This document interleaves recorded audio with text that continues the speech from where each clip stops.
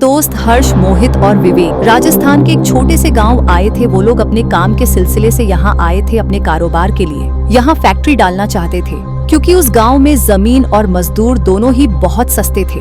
उस गांव में विवेक ने होटल सोलफुल में रुकने का इंतजाम किया था। होटल सोलफुल एक छोटा सा होटल था, कोई आलीशान पैलेस नहीं था। उसमें ईंट से बनी एक इमारत थी और नीचे खाने का बना एक वेज रेस्टोरेंट में भी टेबल और दरवाजों पर धूल लगी हुई थी, जैसे वहाँ का चूल्हा सालों से जला ही नहीं था।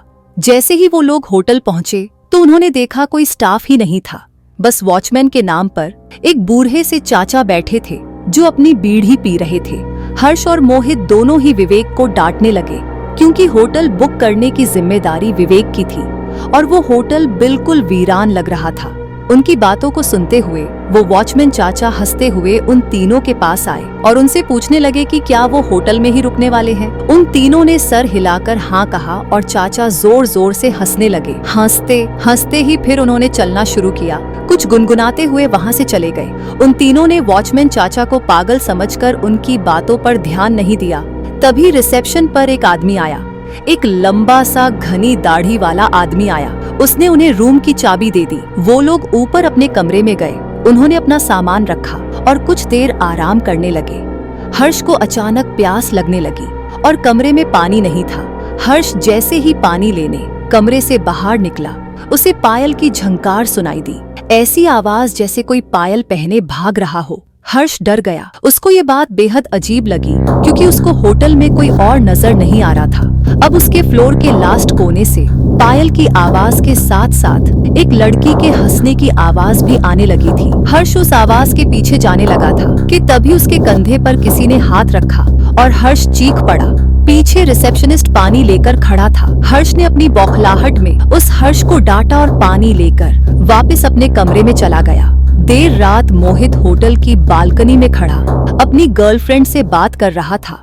उस बालकनी से हाईवे का रास्ता साफ दिखाई देता था। अचानक उस रास्ते पर एक एक्सीडेंट होता हुआ दिखा। मोहित चौंक गया और वो जैसे ही नीचे दौड़ लगाने के लिए मुड़ा तो उसके पीछे सफेद कपड़ों में एक बूढ़ा आदमी खड़ा था। उस आदमी की लंबी सी सफेद दाढ़ी और चेहरे पर ढेर सारी झुर्रियां थी। मोहित उस आदमी को देखकर घबरा गया था, क्योंकि वो आदमी सिर्फ हाईवे की तरफ देखकर मुस्कुरा रहा था और उसने मोहित को देखा और उसने हंसना बंद कर दिया। वो आदमी जैसे ही मोहित की ओर चला, मोहित डर कर अपने कमरे में आ गया। कमरे में आकर जब मोहित ने खिड़की से जब हाईवे पर देखा तो वहाँ कोई एक्सीडेंट नहीं हुआ था।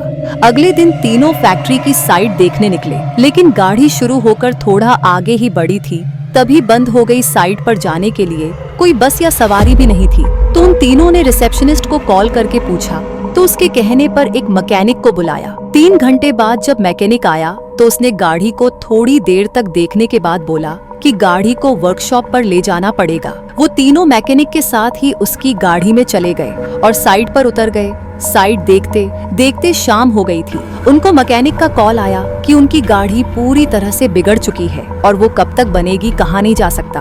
अब उन्होंने वापस जाने के लिए एक ट्रक वाले से बात की और उस ट्रक वाले को होटल पर खाना खाने का लालच दिया। लेकिन जब उन्होंने उस ट्रक वाले के सामने होटल सोलफुल का नाम लिया, तब वो ट्रक वाला बेहद घबरा गया। उस ट्रक वाले ने उन्हें बताया कि उस होटल में भूतों का बसेरा है। उसने कहा कि होटल सोलफुल एक कब्रिस्तान के ऊपर बनाया गया था। एक नहीं बल्कि 100 से भी ज्यादा भूत वहाँ रहते हैं और इसलिए वहाँ कोई भी नहीं जाता। हर्ष और मोहित के साथ हुए हादसों ने उन्हें सोचने पर मजबूर तो किया, पर विवेक भूत प्रेत जैसी चीजों को नहीं मानता था। उसने ये बात रफा दफा कर दी और ट्रक ड्राइवर से कहा कि वो उन्हें होटल से थोड़ा दूर ही उतार दे। बहुत मनाने के बाद वो ट्रक वाला मान गया और वो तीनों जैसे तैसे होटल पहुँचे। देर रात हो चुकी थी और तीनों कमरे में आराम कर रहे थे। विवेक भी लेटे लेटे अपने फोन से खींची फोटो देख रहा था, लेकिन अचानक वो उठकर बैठ गया।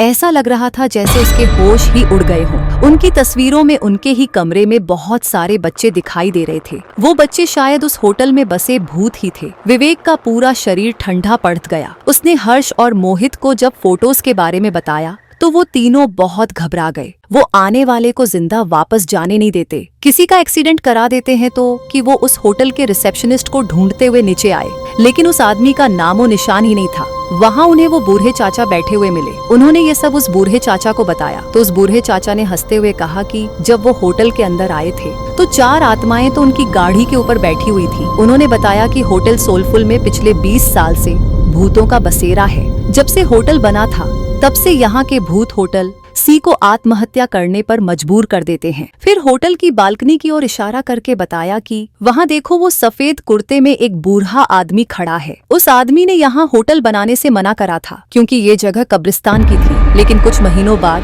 होटल के सामने वाली रोड पर एक्सीडेंट से उस आदमी की मौत हो गई थी और आखिर में उसने बताया कि उनकी गाड़ी ठीक नहीं होने वाली। वो गाड़ी अपने साथ कई साये ले गई थी। होटल में रहने वाले उन बच्चों की आत्माओं को वो गाड़ी पसंद आ गई थी और शायद इसीलिए वो तीनों अभी तक जिंदा भी थे। उस बूढ़े आदमी ने उन तीनों से अपनी जान बचाकर भागने को कहा। ये सब बातें सुनकर उन तीनों के पसीने छूट गए। उन्होंने फैसला किया कि वो तीनों अभी के अभी इस होटल से निकल जाएंगे। वो तीनों अपना सामान लेकर निकल ही रहे थे कि तभी उन्हें वो रिसेप्शनिस्ट मिला। वो तीनों उसे धक्का मार के वहाँ से तेजी से भागे। हाईवे पर आकर वो तीनों जा रही गाड़ियों से लिफ्ट मांगने लगे, लेकिन कोई गाड़ी रुकने का नाम ही नहीं ले रही थी। तभी वो रिसेप्शनिस्ट भागते हुए उनके पास आया और उनसे पूछा कि वो लोग भाग क्यों रहे थे। रिसेप्शनिस्ट उन्हें वापस होटल में आने के लिए कहने लगा और अचानक से हवा के झोंके से उसका मफलर उड़ गया और उन तीनों को उसके गले में फांसी के फंदे का निशान दिखाई दिया।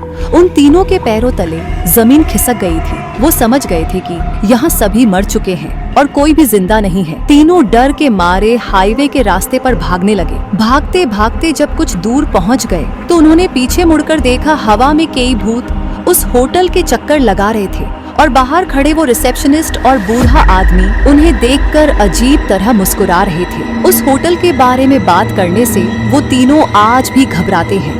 उनकी जान तो बच गई थी पर जिंदगी भर के लिए उनके मन में डर बैठ गया था।